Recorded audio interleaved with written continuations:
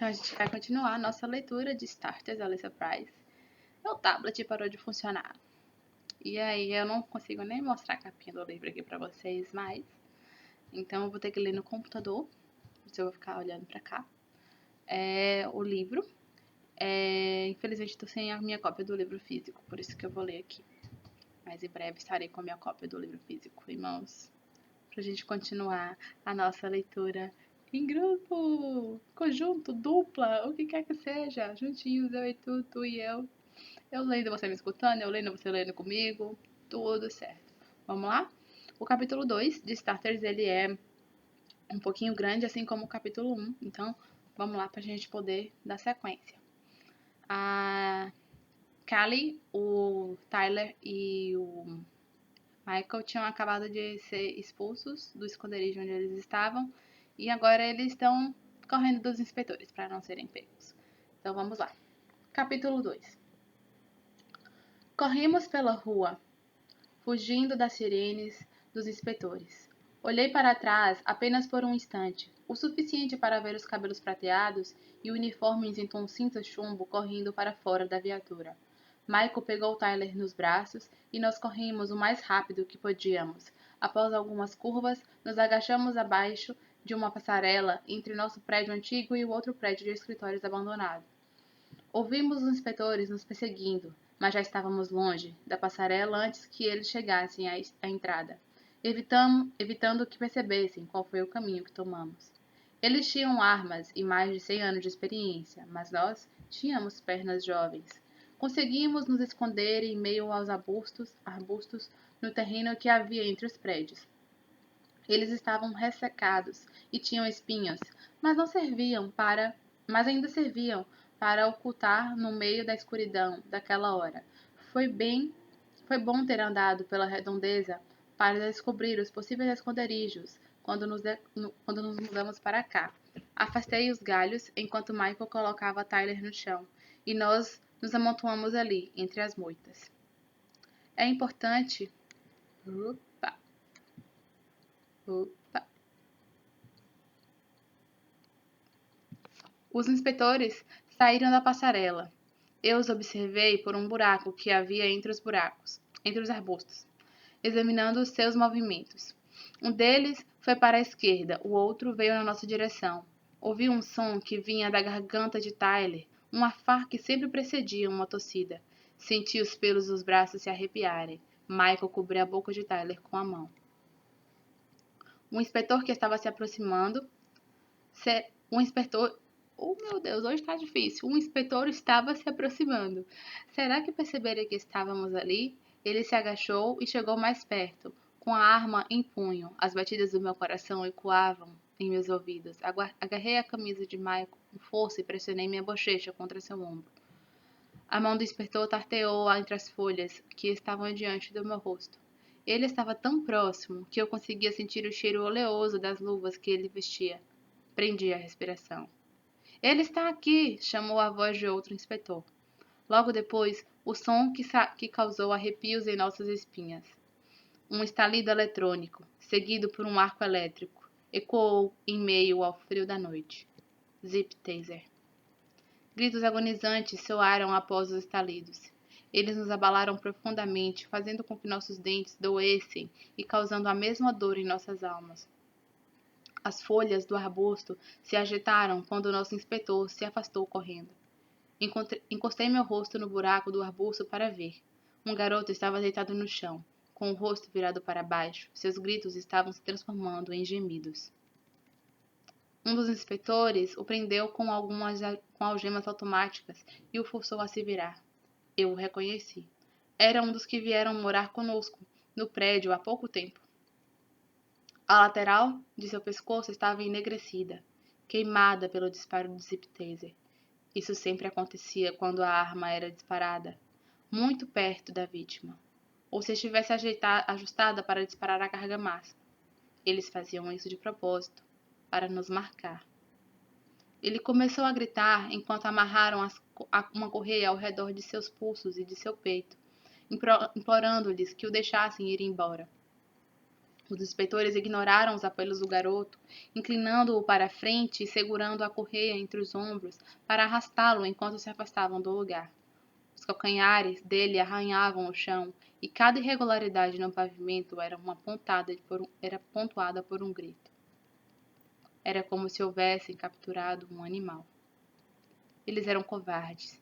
Faziam aquelas invasões na calada da noite, longe da vista de qualquer Ender mais gentil que pudesse tentar intervir. Em meio à segurança de nossa cobertura de folhas, nós nos abraçamos com força. Isso ajudou a manter Tyler aquecido, impediu que ele tossisse e impediu que qualquer um de nós emitisse o menor som. Cada grito nos fazia gemer. Se tivéssemos apenas mais uns camaradas, alguns, poderíamos ter atacado os inspetores pelas costas, mordendo, socando, arranhando, até que o garoto conseguisse fugir. Os gritos começaram a soar mais baixos e mais distantes conforme eles percorreram a passarela. Em seguida, ouvimos a viatura dando a partida. Eles estavam saindo dali, satisfeitos com uma captura. Haviam enjaulado sua presa e aquilo era suficiente para preencher sua cota diária. Mas retornariam amanhã. Tyler finalmente tossiu, o que levou a mais um acesso de arfadas e tosse. Nós nos arrastamos para fora dos arbustos para tirá-lo de perto daquele chão molhado. Michael tirou o blusão e o colocou ao redor de Tyler para que ele tivesse uma segunda camada de roupa sobre o corpo. Eles ficaram abraçados atrás de um canteiro de concreto enquanto eu andava de um lado para o outro. O que vamos fazer agora? Perguntou Michael. Perdemos nossos sacos de dormir.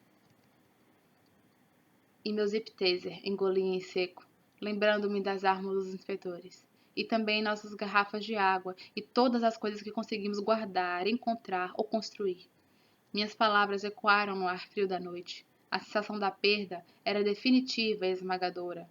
Em seguida, Tyler deu sua contribuição. Meu cão roubou também, disse ele. Seu lábio inferior se projetou para a frente, mas tremeu conforme ele lutou para não chorar. Não era simplesmente um brinquedo, ou o único. Fora o último brinquedo que ele ganhara da nossa mãe. Se eu fosse uma pessoa melhor, talvez confessasse que entendia que estava devastada por perder as fotografias e vídeos que mostravam nossos pais. Eram gatilhos de memória agora desaparecidos. Nossas antigas vidas, aquelas que tivéramos há pouco mais de um ano, haviam se tornado apenas histórias. Histórias sem qualquer comprovação. O último elo fora quebrado. Mas eu mantive tudo aquilo dentro de mim. Ceder à emoção não era uma opção. O que vamos fazer? Perguntou Tyler. Para onde vamos agora? Ele estava sofrendo outro acesso de tosse seca. Não podemos ficar por aqui, eu disse em voz baixa. Eles vão voltar amanhã. E vão trazer mais gente, agora que conseguiram capturar um de nós. Conheço outro prédio. Não fica longe. Há uns 20 minutos daqui, disse Michael. Outro prédio. Outro piso frio e duro. Outro lugar temporário para nos escondermos. Senti que alguma coisa dentro de mim se quebrava. Desenhe um mapa, eu disse colocando a mão dentro do bolso do meu blusão e retirando o contrato. Rasguei um pedaço do papel. Por quê? Perguntou ele. Vou encontrar vocês mais tarde. Entreguei o papel a Michael e ele começou a desenhar. Para onde você vai? Perguntou Tyler com a voz rouca. Vou ficar fora por um dia ou dois. Eu olhei para Michael. Sei onde posso conseguir algum dinheiro. Michael parou de desenhar e levantou os olhos. Seu olhar se cruzou com o meu. Cal, você tem certeza? Olhei para o rosto cansado de Tyler, sua face esquálida, seus olhos inchados. A fumaça havia piorado os sintomas. Se ele piorasse ainda mais e não sobrevivesse, eu nunca me perdoaria. Não, mas mesmo assim vou tentar. That's it, a primeira parte. Não, o segundo capítulo. Vamos adiante.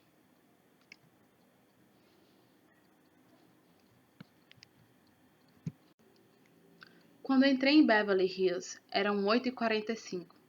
As lojas ainda estavam fechadas. Cruzei com alguns Enders que usavam joias espalhafatosas e maquiagens em excesso. Pausa.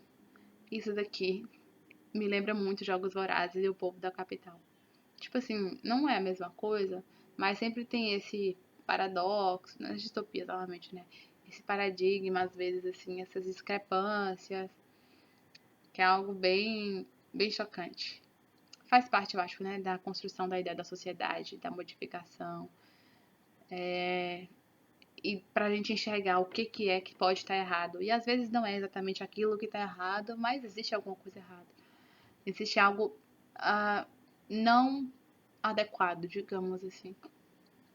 E toda a situação de Enders é bem bizarra, pra falar a verdade, né? Mas vamos lá? Vamos seguir a leitura, né? A medicina moderna podia facilmente estender a expectativa de vida dos Enders até 200 anos, mas não conseguia ensiná-los qualquer noção sobre moda e senso estético. Os Enders gordos abriram a porta de um restaurante e o aroma de ovos e bacon fritos atiçou meu nariz. Meu estômago roncava. Aqueles Enders ricos agiam como se tivessem se esquecido de que uma guerra acontecera. Queria segurá-los pelos braços, sacudi-los com força e perguntar: Vocês não se lembram? Não se lembram de que ninguém estava conseguindo vencer as batalhas do Anel Pacífico e foi por isso que eles lançaram os mísseis de esporos contra nós?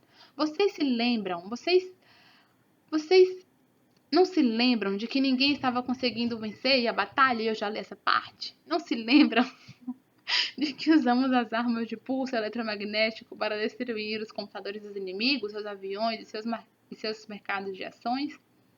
Foi mal, galera, me perdi real aqui. Foi uma guerra, gente. Ninguém venceu, nem nós, nem os países do Anel do Pacífico. Em menos de um ano, a face da América mudara para algumas gotas de starters, como eu, em meio a um oceano de enders de cabelos prateados, ricos, bem alimentados e despreocupados. Nem todos eram ricos, mas nenhum deles era pobre como nós, porque nós não tínhamos permissão para trabalhar ou votar. Aquela política mesquinha e insidiosa já existia antes da guerra, com a população que envelhecia, mas se tornara um problema ainda mais grave com o período pós-guerra. O que aconteceu? Pausou. Volta. Voltou. Balancei a cabeça. Detestava pensar na guerra. Passei em frente a uma pizzaria, fechada. O holograma na janela parecia extremamente real, inclusive com queijo borbulhante. As lufadas de aroma falso eram uma tentação. Eu me lembrava do gosto, do queijo quente e pegajoso, do sabor pungente do molho de tomate. Viver nas ruas durante o último ano significava que eu estava sempre com fome, mas uma das coisas de que eu mais sentia falta era comida quente. Quando cheguei à Prime Destinations, hesitei. O prédio tinha 5 andares, era isolado de outros prédios nas proximidades e coberto por vidraças espelhadas. Olhei para o meu reflexo nelas. Roupas esfarrapadas, rosto sujo, cabelos compridos e embaraçados como cordas. Será que eu ainda estava ali, em algum lugar debaixo daquela imagem? Meu reflexo desapareceu quando o guarda abriu a porta. Bem-vinda de volta, disse ele com um sorriso torto. Enquanto eu esperava por Tannenbaum no balcão de recepção, percebi 2 homens discutindo acaloradamente em uma sala de conferências que ficava em uma das laterais do saguão. Um deles, de frente para a porta aberta, era Tannenbaum. Eu via apenas as costas do outro homem. Ele era mais alto e vestia um casaco elegante de lã preta. Apenas uma pequena porção dos seus cabelos prateados aparecia por baixo do chapéu que ele usava. Ele bateu suas luvas em uma mão várias vezes e, em seguida, bateu com ela sobre o tampo da mesa, fazendo com que Tannenbaum se sobressaltasse. Tannenbaum se moveu para a esquerda, saindo do meu campo de visão. O homem alto olhava com uma expressão irritada para a caixa de vidro que continha equipamentos eletrônicos. Não conseguia identificar o rosto dele no reflexo, mas tive a sensação de que ele estava me observando, como se, de algum modo, pudesse me olhar sem que eu percebesse. Os cabelos em minha nuca se eriçaram. Ele parecia estar me analisando. Por quê? Naquele momento, Tannenbaum saiu da sala sozinho, fechando a porta atrás de si. Ele veio me cumprimentar com aquele sorriso perturbador, sua marca registrada. Cale! Eu tinha esperança de que voltássemos a conversar. Apertou a minha mão. Lamento por fazê-lo esperar, meu chefe, disse ele indicando a sala de conferências com um movimento de cabeça. Tudo bem. Ele deve ser alguém importante. Pode-se dizer que ele é a personificação da Prime Destinations, disse Tinybone, abrindo os braços. É como se toda a empresa fosse filha dele. Pausa.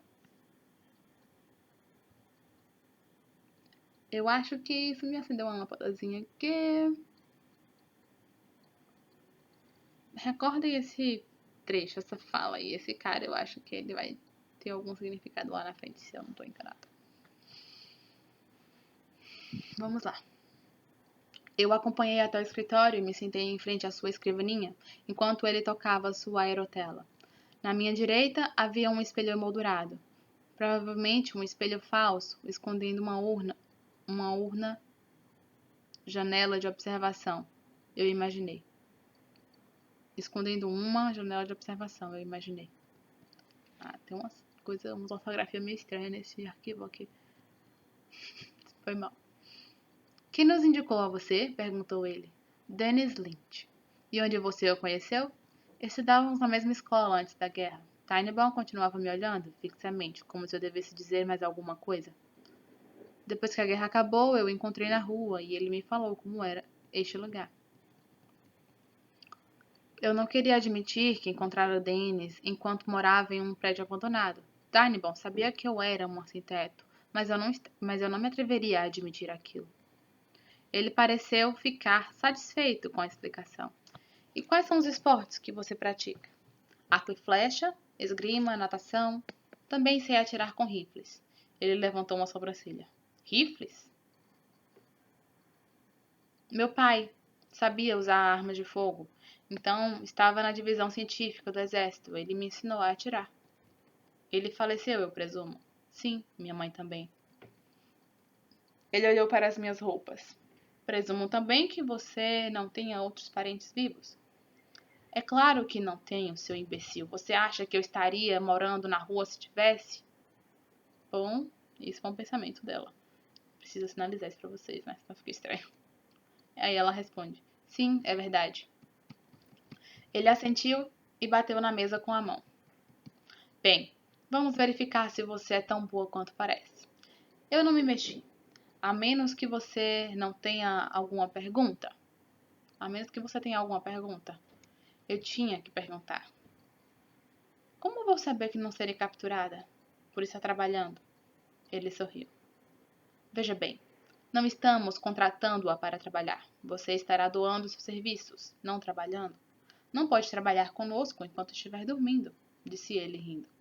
Assim, você receberá a quantia generosa que nós lhe daremos como honorários, não como salário. Ele empurrou a cadeira para trás e se levantou. Não se preocupe. Essa é a situação com benefícios mútuos. Precisamos de você tanto quanto você precisa de nós. Agora vamos ver o que você é capaz de fazer.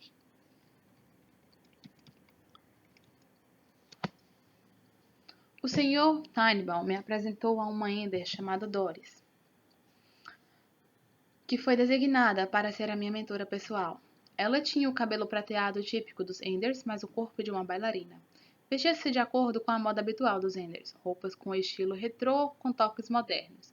O traje que usava tinha um corte clássico da década de 1940, mas um cinto de couro ousado contornava a cintura minúscula. Sem dúvida, resultado de uma cirurgia de remoção de costelas. Por que as pessoas sempre acham que é isso? Mas, enfim. Ela me levou até o ginásio e testou as minhas habilidades com esgrima e arco e flecha, além de medir a minha força, resistência e desempenho em exercícios de ginástica. Eles não iam simplesmente acreditar em minha palavra caso alguma Ender aparecesse com o desejo de vencer uma competição de esgrima. Tipo,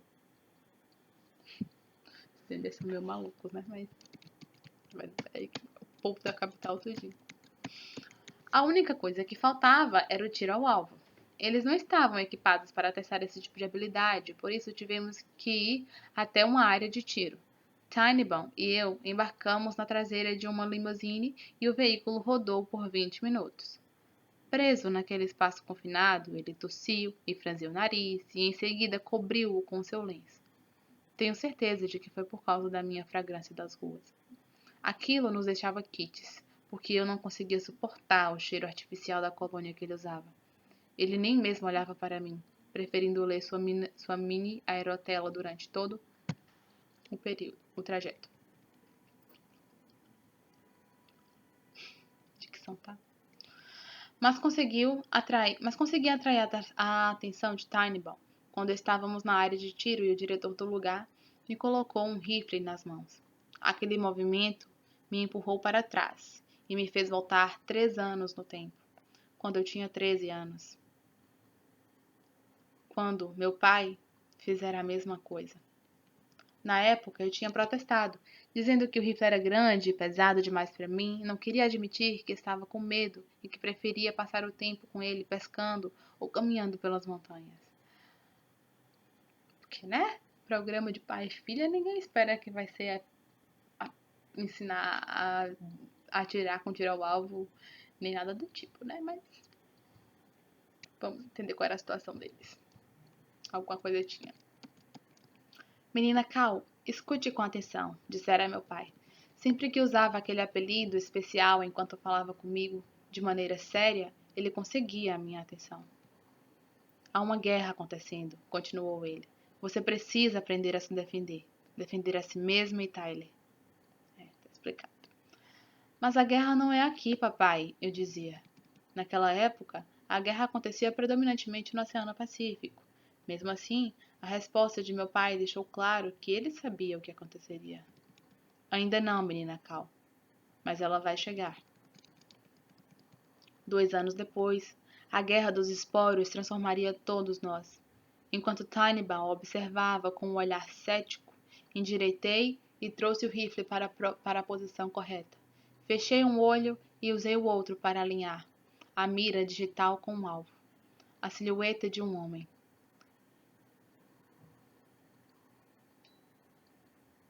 Em seguida,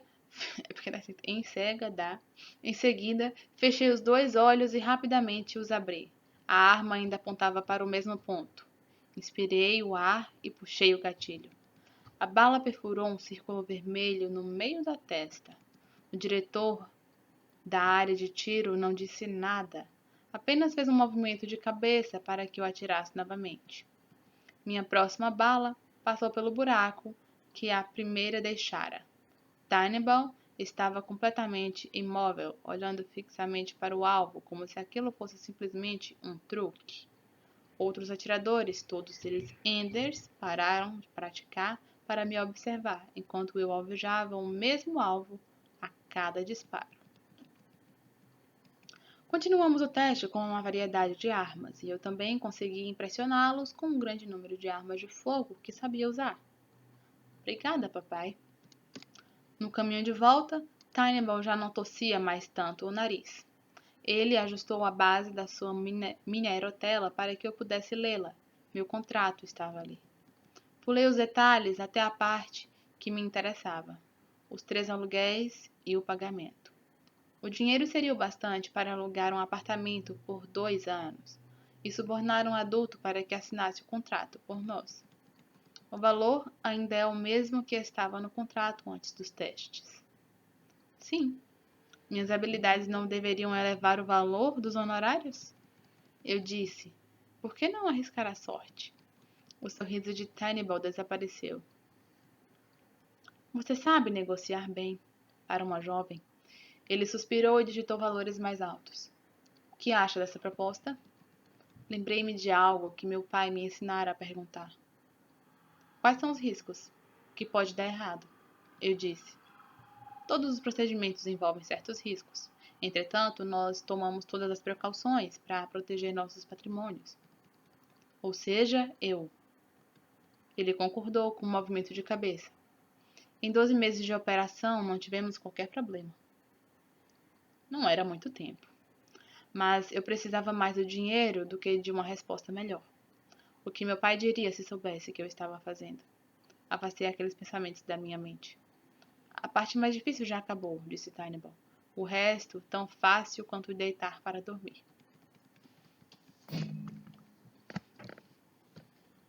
Meu irmão poderia ficar em um local aquecido todas as noites, em uma casa de verdade, e nós conseguiríamos o lugar depois de apenas 3 aluguéis. Toquei a aerotela e minha impressão digital apareceu no contrato, fechando o negócio. Tannenbaum olhou pela janela da limusine, tentando assumir um ar casual, mas percebi que sua perna estava agitada, com um tique nervoso incontrolável. Quando voltamos ao banco de corpos, eu comecei a me perguntar se o Sr. Tannenbaum me apresentaria ao homem alto que estava ali anteriormente, mas não o vimos novamente. Em vez disso, Tannenbaum me entregou a Doris.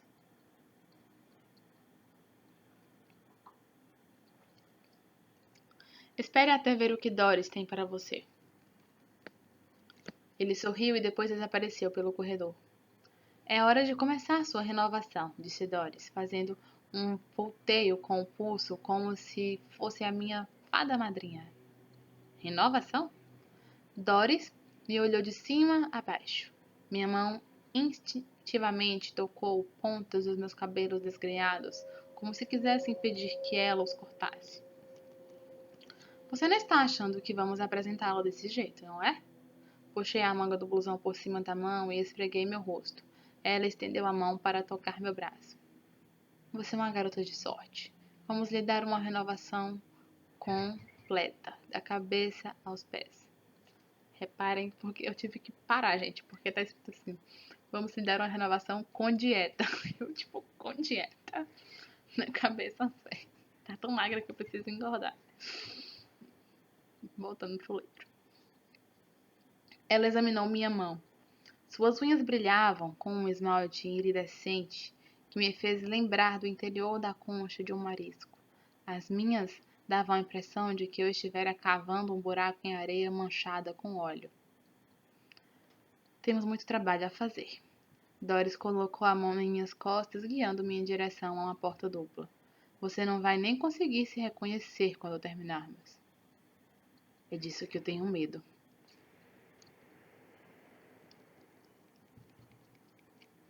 A primeira parada foi em algo que parecia ser um lava-rápido de seres humanos. Fiquei nua em uma plataforma elevada e giratória e me segurei em uma barra que ficava acima da minha cabeça.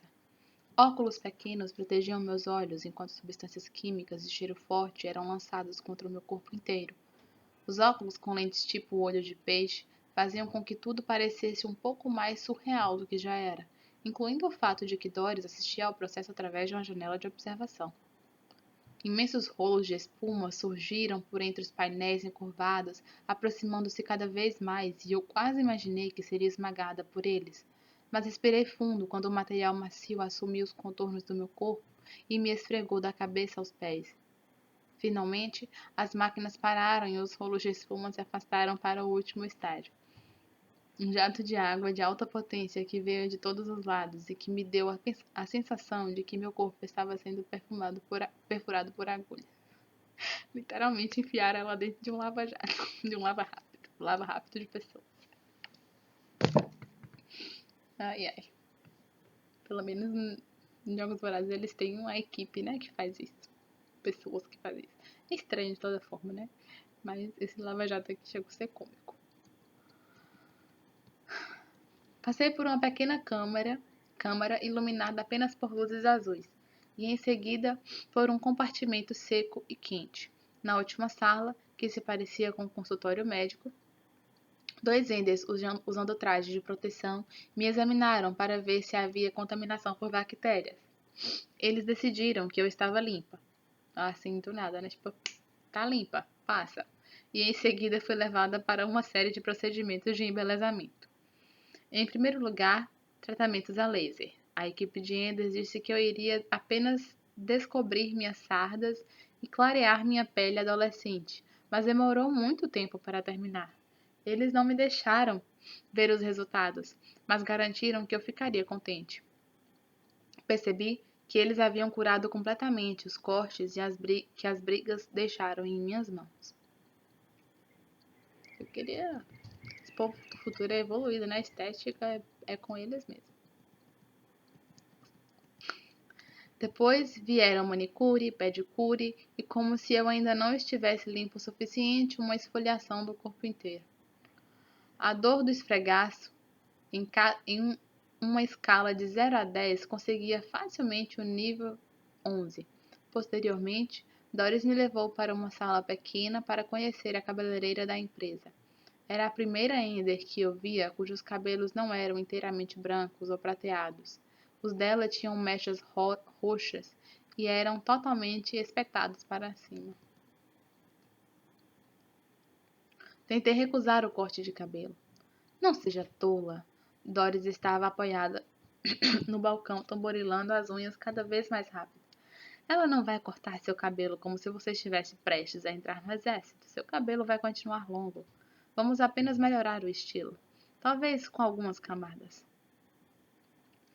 Deixei que a Ender de cabelos eriçados pusesse uma capa ao meu redor mas o fato de que ela se recusava a deixar que eu me olhasse no espelho dificilmente inspirava minha confiança. Quando ela terminou, no chão havia cabelo suficiente para cobrir um gato. Eu estava louca para ver os resultados, mas ninguém parecia se importar. A última torturadora era uma maquiadora chamada Clara, que passou mais de 2 horas escovando e esfregando cores em cada milímetro do meu rosto. Ela delineou minhas bochechas com laser e aplicou novos cílios. Delineou minhas sobrancelhas com laser bochecha. Sobrancelhas com laser e aplicou novos cílios. Doris escolheu algumas roupas para que eu vestisse e me troquei em uma sala pequena sem espelhos. Você não tem direito nenhum de ver o que estão fazendo com você. Antes que eu pudesse dar uma olhada em mim mesma, fui levada para outra sala, onde tinha que ficar contra a parede e posar para a câmera. Tentei sorrir como uma garota ruiva que aparecia no holograma que Tinyball me mostrou. Acho que não consegui. Quando saí da sala de holografia, eu me sentia exausta. Não parecia que eu havia passado por uma renovação. Parecia que a renovação havia me atropelado. Terminamos? Perguntei a Doris. Por enquanto. Que horas são? Já é tarde. Ela parecia tão cansada quanto eu.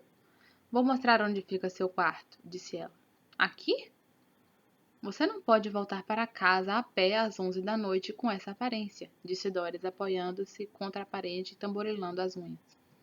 Coloquei a mão no rosto. Estaria tão diferente como ela dizia? Não ouviu as histórias de homens ricos que sequestram meninas bonitas? No futuro, nada mudou. Não que sejam só homens ricos, mas, né? Perguntou ela. Eu conheci algumas. São verdadeiras? Pode apostar que são verdadeiras. Você estará segura aqui e poderá descansar para as atividades de amanhã. Ela se virou. Eu a segui pelo corredor, ouvindo os saltos de seus sapatos estalarem contra o piso.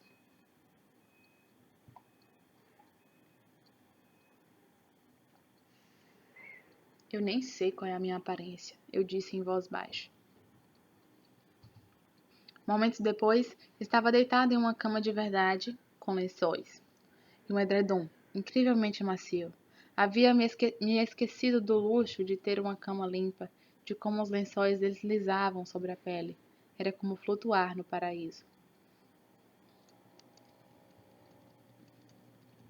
Não conseguia evitar tocar meu rosto com as mãos.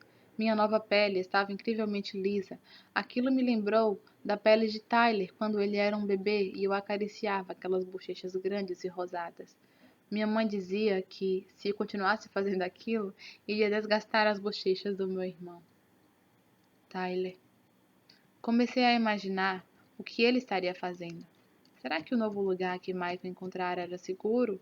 Eles tinham cobertores que os manteriam aquecidos? Deitada naquela cama macia, com um trilhão de travesseiros, eu me senti culpada. Embora o quarto fosse apenas outra parte daquele prédio imenso, ele estava decorado de modo que se parecesse com um quarto de hóspedes da casa de alguém, com uma jarra de água enorme junto da cama, junto de um vaso de margaridas. Aquilo me lembrava do nosso velho quarto de hóspedes, que minha mãe decorou com muito amor. Olhei para a comida que deixaram ao lado da minha cama. Sopa de batatas, queijo e uma variedade de pacotes de biscoito. Quase me sentia cansada demais para comer. Quase. Tomei a sopa e comi o queijo, mas guardei todos os biscoitos para levá-los para Michael e Tyler. Mais tarde, quando me deixassem sair dali.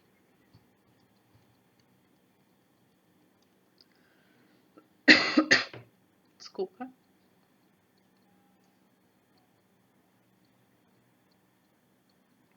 Resfriada demais. Só quando acordei na manhã seguinte é que percebi que faltava algo naquela imitação de quarto de hóspedes. Uma janela. Quando abri as cortinas de algodão que estavam suspensas sobre a minha cama, tudo que vi foi uma parede. Fui até a porta e encostei a orelha nela.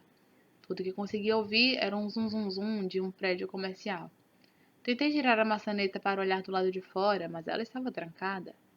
Meu coração acelerou quando percebi que estava presa. Respirei fundo 2 vezes e disse a mim mesma que a porta estava trancada para minha proteção. Eu usava o pijama branco que estava sobre a cama na noite anterior.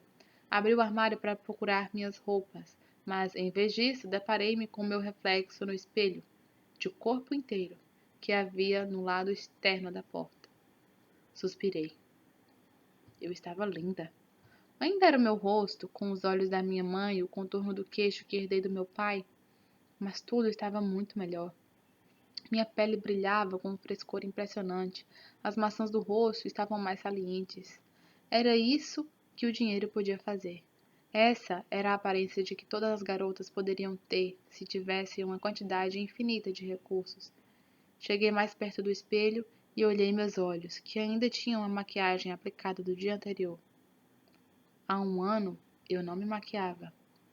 O que Michael diria quando a visse?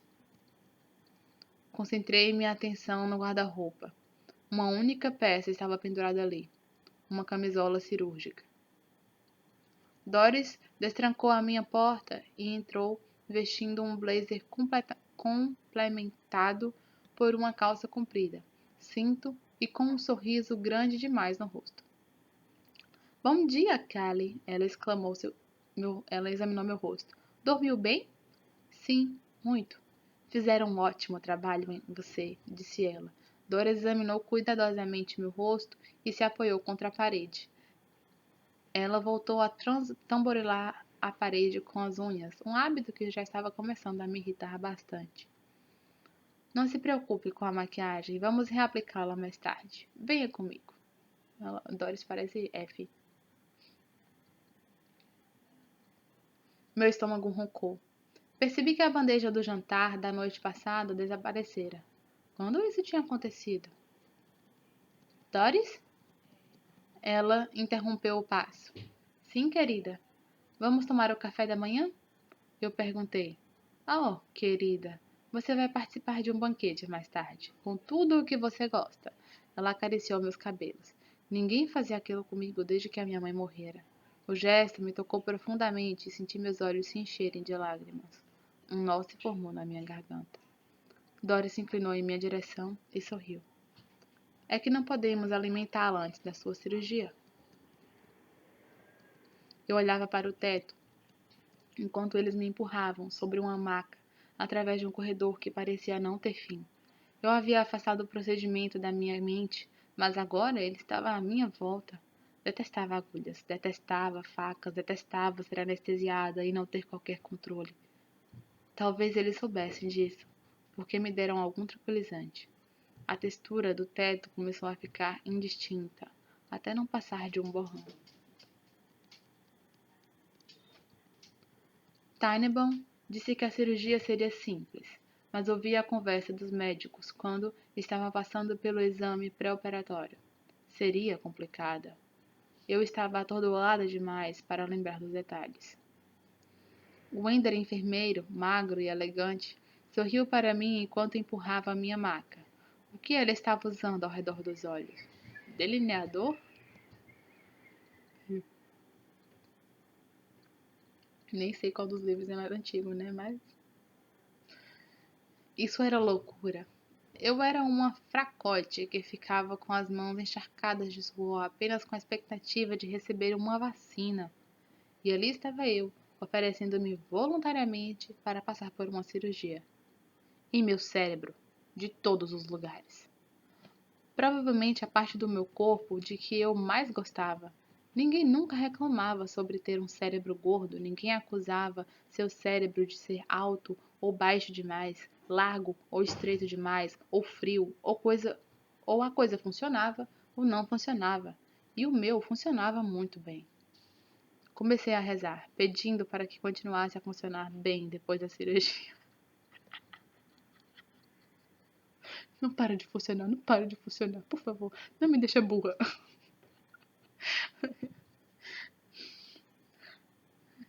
Senti que a maca parou. Eu estava na sala de cirurgia, sentindo-me assar sob as fortes luzes. O enfermeiro, o nome Terry, estava estampado em seu crachá. Tocou meu braço. Eu não entendi mais. Ela falou que estava sedada, que estava dormindo, que o teto estava borrado e agora ela já estava, tipo, enxergando tudo de novo. Vai entender. Não se preocupe, neném. Pense no procedimento como aquele pequeno microchip que colocamos em nossos animais de estimação. Pense mesmo. Bing bang. E você, antes que você perceba, já estará lá dentro. Neném? Até que enfim. Quem era esse Ender? Eu já sabia que aquilo ia além da instalação de um microchip. Braços que se moviam à minha volta. Alguém colocou um cone sobre a minha boca, como alguém colocou um cone sobre a minha boca e disse para eu fazer uma contagem regressiva até 0, começando em 10. 10, 9, 8, tudo se apagou.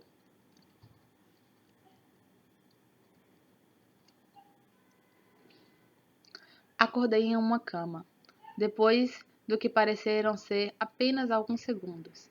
Terry, o enfermeiro, me olhava fixamente. Como se sente, neném? Minha cabeça parecia ser feita de algodão doce, difusa e sem qualquer contorno. Já terminou? Sim, o cirurgião disse que foi uma beleza. Quanto tempo eu fiquei anestesiada? Sentia meu corpo se movendo lentamente enquanto procurava por um relógio. Tudo o que eu via era uma névoa esbranquiçada. Loucona. Pouco tempo. Ele examinou meus sinais vitais. Sente alguma dor? Eu não consigo sentir nada. Isso vai passar.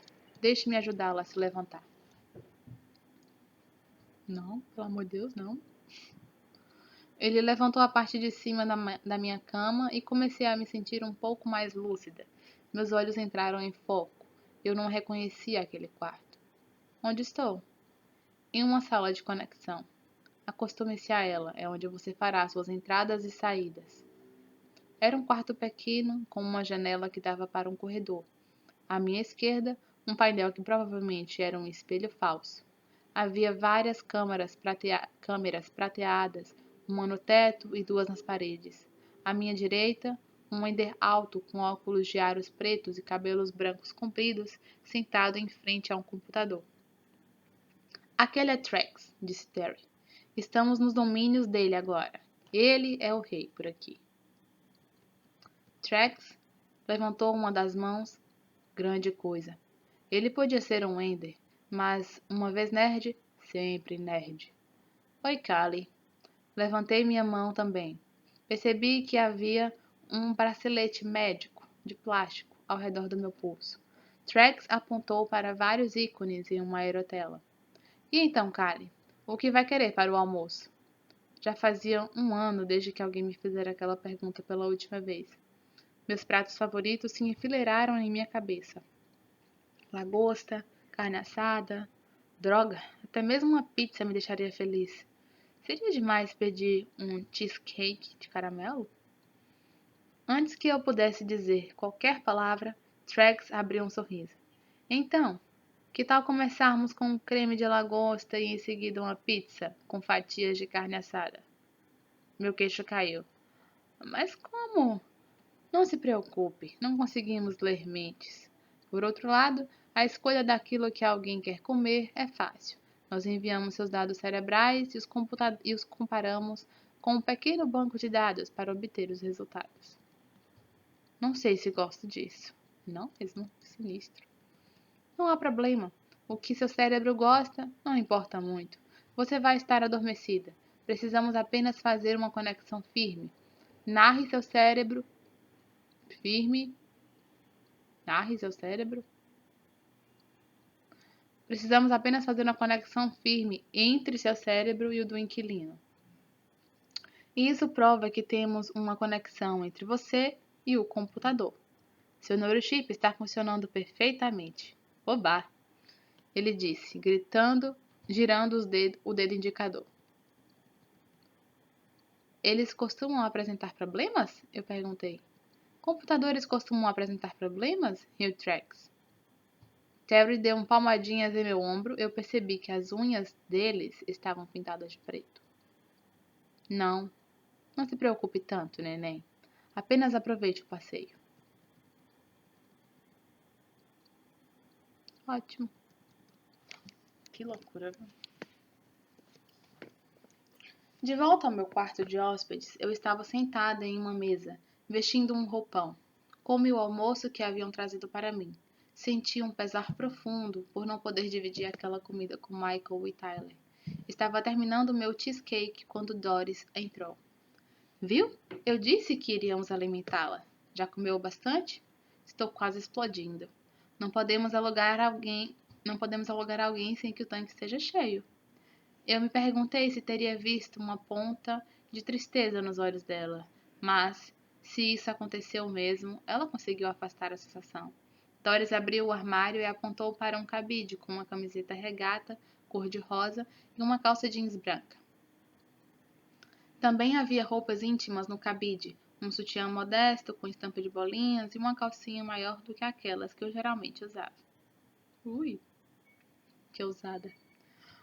Pode vestir essas roupas quando eu terminar de comer. Remova tudo, inclusive isso, disse ela apontando para a minha lanterna de pulso. Posso pegá-la de volta depois? Cobri a lanterna com minha outra mão. Seus objetos pessoais ficaram guardados em segurança. Quem escolheu as roupas? Procurei não levantar a voz. Poderia ter sido a própria Doris. Os inquilinos sempre escolhem um guarda-roupa. Clara virá até aqui para aplicar sua maquiagem e pentear seus cabelos, e você estará pronta para o seu primeiro aluguel. Agora? Ela confirmou com um movimento de cabeça. Será apenas por um dia. Sempre agimos dessa maneira. É um aluguel de teste, para nos certificarmos de que tudo está funcionando conforme planejado. Quem é a inquilina? Ela cruzou os braços e pareceu se lembrar de um discurso que já havia pronunciado outras vezes. Nós procuramos manter sigilo absoluto. É melhor para os inquilinos, para vocês e para nós. É melhor que seja assim. Nós examinamos nossos clientes com bastante cuidado, então você pode ficar tranquila. Ela é uma mulher adorável. Se é tão adorável assim, então me apresente a ela. Não se preocupe. Os inquilinos também assinam contratos. Eles não podem fazer nada com seu corpo que esteja fora dos limites estabelecidos. Nenhum esporte que não esteja na sua lista de atividades aceitáveis, nada de corridas de carro, paraquedismo ou coisas do tipo. Ela colocou o braço ao redor de mim. Sua segurança e satisfação são prioridades para nós. Tudo o que você tem que fazer é relaxar e receber o dinheiro no fim do contrato. Você verá que é bem fácil. Algumas pessoas voltam para me visitar. E você será uma dessas. Uma última pergunta. Vi um homem conversando com o Sr. Tannenbaum e ainda não fui apresentada a ele. Quando? No dia em que fiz os testes, ele era alto, usava um casaco comprido e um chapéu. Ela assentiu e baixou o tom de voz. Ele é o chefão, o diretor-geral da Prime. Qual é o nome dele? Eu perguntei. Nós o chamamos afetuosamente de o velho, mas nunca diga isso e... Agora, pare de pensar tanto e seja feliz.